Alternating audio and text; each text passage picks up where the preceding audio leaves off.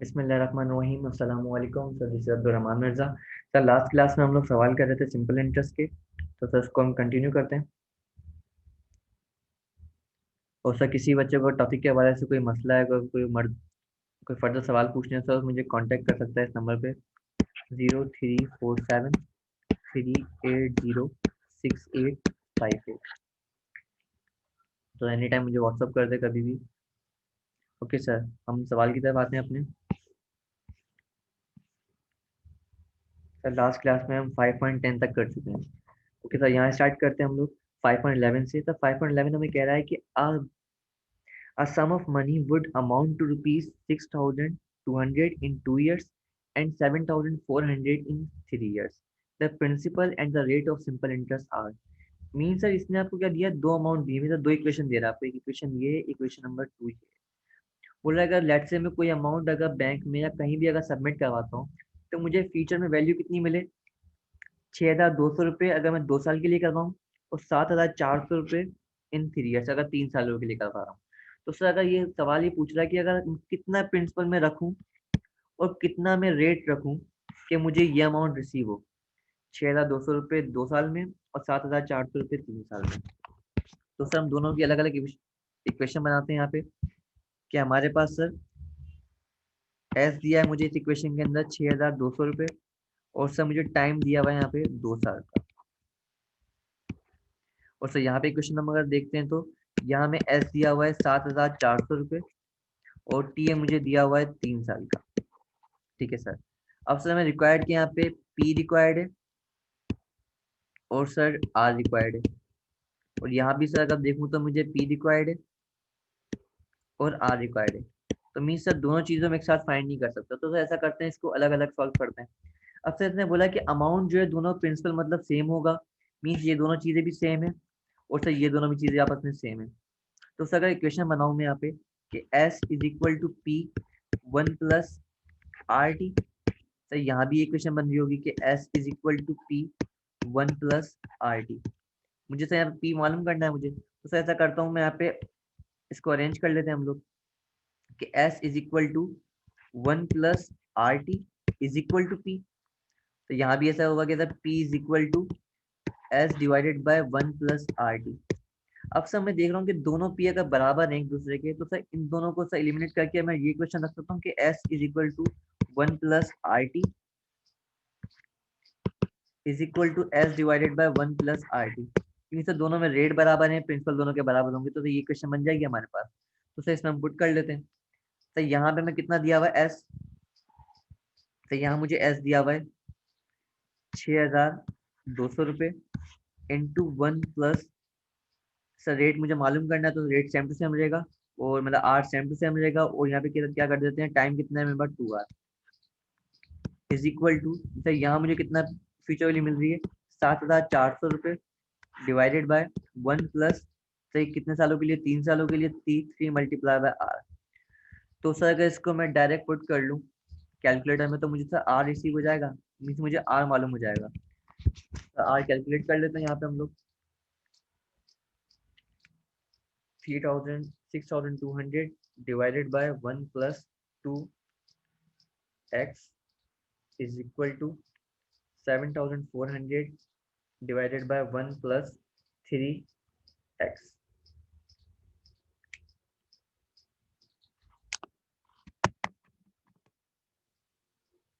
तो ये waiting mode पे चला गया है।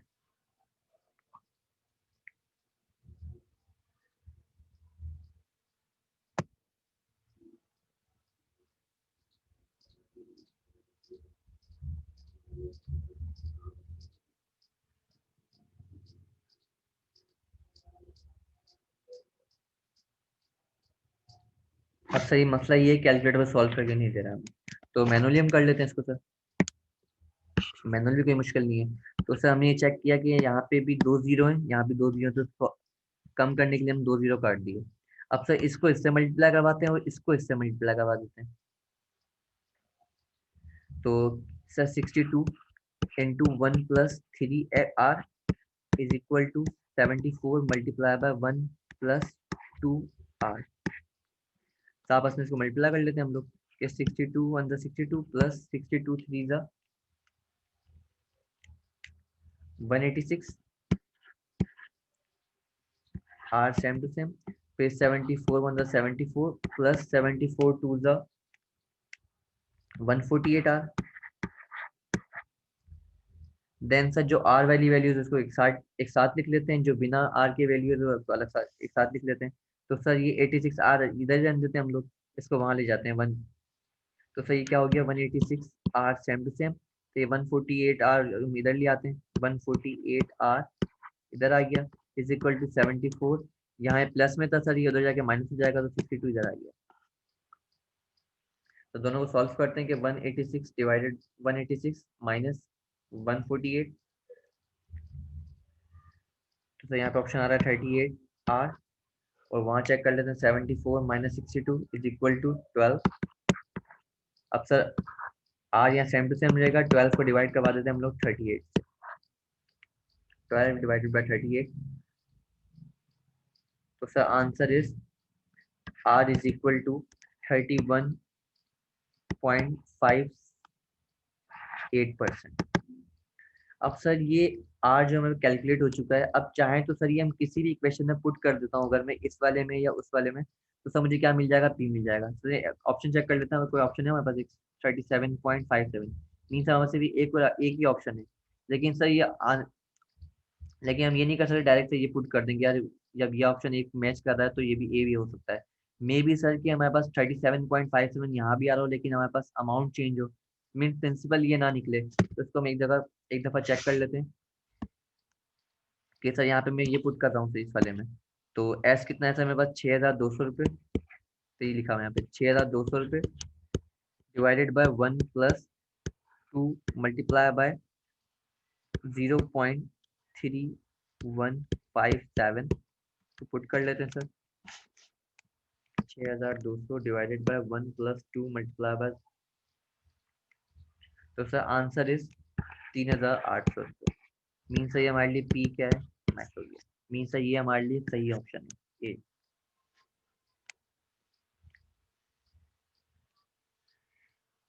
तो और सर इसको हम डायरेक्ट चेक भी कर सकते हैं कैलकुलेटर पे कि अगर हम ये पुट करके देखते हैं हर जगह कि हमारे पास ये ऑप्शन आ रहा है नहीं आ रहा, अगर दोनों में ये ऑप्शन आ जाए तो मीन्स आपका ऑप्शन सही चल रहे हैं आप। ओके सर 5.13 करने से पहले थोड़ा सा हम देख लेते हैं इसी, अगर लेट से सर मैं बैंक के अंदर इन्वेस्ट करता हूँ, मैं सर मेरे पास पैसे लेट से 20,000 रुपये, और सर मैं चाह रहा हूँ कि ये पैसे मैं इन्वेस्ट करूँ दो अलग अलग बैंक्स में, तो सर मैंने एक बैंक ए एक ये बैंक बी, सर बैंक ए ऑफर कर रहा है मुझे 10%, और सर बैंक बी ऑफर कर रहा है मुझे लेट से 12%। ठीक है सर, अब मैंने सोचा कि यार लेट से मैं कोई अमाउंट यहाँ सबमिट करवाता हूँ, तो मैंने एक अमाउंट किया यहाँ पे 12,000 का, और सर अगर लेट से मैं इस तरीके से मालूम करूँ कि बकाया अमाउंट कितना बचेगा, तो मैं ऐसा कर सकता हूँ कि 20,000 में से अगर मैं ये वाली वैल्यू माइनस कर दूं तो मुझे यहाँ का अमाउंट मिल जाएगा। मीन्स अगर लेट से कभी अगर सर ये मुझे नहीं पता हो तो यहाँ पे मैं एक्स यूज कर सकता हूँ कभी, तो सर अगर यहाँ पे डायरेक्ट लगाऊं तो मैं एक्स माइनस 20,000 माइनस एक्स करूंगा तो भी मुझे क्या मिलेगा, सिर्फ और सिर्फ 8,000 ही मिलेंगे। मीन्स आप चाहो तो आप ऐसे कर सकते हो 20,000 माइनस 12,000, तो मुझे क्या मिला सर 8,000 मिल गया। तो कभी भी क्वेश्चन के अंदर कोई एक चीज नहीं दी हो तो हम इजिली सॉल्व कर सकते हैं। ओके सर, तो ये हम ऐसे अभी काट देते हैं। तो यहाँ में सर मैंने बैंक ए में जमा करवाया 12,000 रुपये, और बैंक बी में जमा करवाया सर मैंने 8,000 रुपये, और सर टाइम मुझे दिया हुआ है लेट से इन्होंने कितना, 1 साल का टाइम दिया सर, ईयर की बात हो रही है, यहाँ भी सर टाइम कितना दिया है मुझे 1 साल का, और सर मुझे रिक्वायर्ड क्या है सर, मुझे टोटल इंटरेस्ट रिक्वायर्ड है, टोटल इंटरेस्ट रिक्वायर्ड है। तो सर मैं ऐसा काम करूँ कि दोनों का इंटरेस्ट निकाल के इन दोनों को सम कर देता हूँ। तो सर सवाल फॉर्मूला क्या है मेरे पास, I is equal to P R T, तो सर यहाँ पे पी आर टी कर लेते हैं, P into R into T, यहाँ भी सर पी आर टी का फॉर्मूला लगा लेते हैं। पी कितना सर मेरे पास 12,000 रुपये multiply by 10% multiply by 1 year, और सर यहाँ पे 8,000 रुपये मल्टीप्लाई बाय 12% मल्टीप्लाई बाय 1, तो सर दोनों को प्लस कर लेंगे इंटरेस्ट को, तो 12,000 मल्टीप्लाई बाय 10% कितना हुआ सर, ये 1,200, प्लस 8,000 का 12% इंटू 1, 9,600 रुपये। और आपस में अगर इनको प्लस कर लें हम लोग तो ये बन गया कुछ 2,160 रुपीज। तो सर कभी भी ऐसा हो सकता है कि सर हमें ये चीज दी हुई हो, हमसे ये चीज रिक्वायर्ड हो या ये चीज रिक्वायर्ड हो। अब सर क्वेश्चन नंबर 14 जो है हमारे पास, जो हम कर रहे थे अभी 5.13 सॉरी, वो सर इसी तरीके से। तो इसने आपको बोला कि a total of ₹14,000 is invested for a year, part 5% and the rest is 6%। If ₹7,740 is the total interest amount rupees invested at 5% is, mean sir इसने क्या करा आपको, इसने बोला कि यार 14,000 रुपये क्या कर रहा हूँ मैं बैंक में जमा करवा रहा हूँ। 5.13 हम सॉल्व कर रहे हैं। सर इसने बोला कि 14,000 रुपये क्या कर रहा हूँ सर, बैंक में मैं इन्वेस्ट करवा रहा हूँ। एक बैंक ए है, एक बैंक बी है। सर इस बैंक का इंटरेस्ट कितना है 5%, सर इसका इंटरेस्ट कितना था 6%। और सर मुझे टोटल इंटरेस्ट कितना मिल रहा है 740। तो मीन सर यहाँ मुझे कितना इंटरेस्ट मिल रहा है सर 6% का। और सर अगर इन दोनों को मैं सम करता हूँ तो मुझे इन दोनों से कितना इंटरेस्ट गेन होगा सर 740 रुपये का। तो सम कर लेते हैं इन दोनों का। अब सर मुझे पता नहीं है कि मैं बैंक ए में कितना जमा करवा रहा हूँ, बैंक बी में कितना जमा करवा रहा हूँ। तो जैसे हमने ऊपर सीखा कि लेट से अगर मैं 12,000 रुपये रखता हूँ मैं, और बाकी 20,000 में से 12,000 माइनस करवाऊँ, क्या मिलेगा सर 8,000 रुपये। तो सर यहाँ पे मैं सपोज करता हूँ कि लेट से अगर ये चीज मेरे पास एक्स है अगर, तो अगर मैं 14,000 में से अगर मैं एक्स को माइनस कर दूँ, मीन्स यहाँ जो भी वैल्यू होगी सर, उसको अगर मैं यहाँ पे माइनस करवा दूँ तो मुझे रिमेनिंग वैल्यू मिल जाएगी। ठीक है सर। और मुझे टाइम कितना दिया है, उन्होंने 1 साल का बोला हुआ है, तो टी इज इक्वल टू मेरे लिए क्या है सर 1 है। तो यहाँ भी टी कितना है पास 1 साल के बोला है। तो अगर 1 साल का इंटरेस्ट मिलाऊं दोनों का तो मुझे कितना मिलेगा 740 रुपये। तो इसको सॉल्व कर लेते हैं हम लोग P into R into T से। तो X multiply by 0.05 multiply by 1 और plus 14,000 minus X into 0.06 multiply by 1 is equal to 740। तो यहाँ पे सर हम एक्स फाइंड कर लें डायरेक्ट कैलकुलेटर से कि x is equal to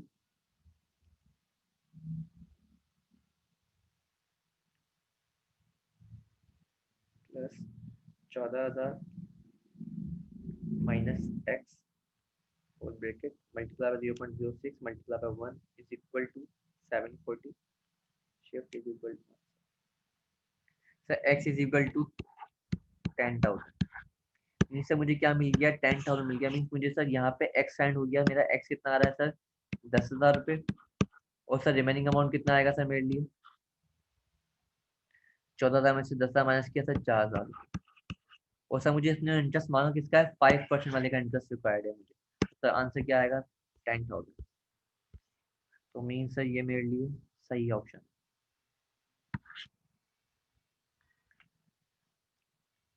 sir ये 2 सवाल थोड़े लंबे हो गए हैं, बाकी इंशाल्लाह नेक्स्ट क्लास में देखते हैं।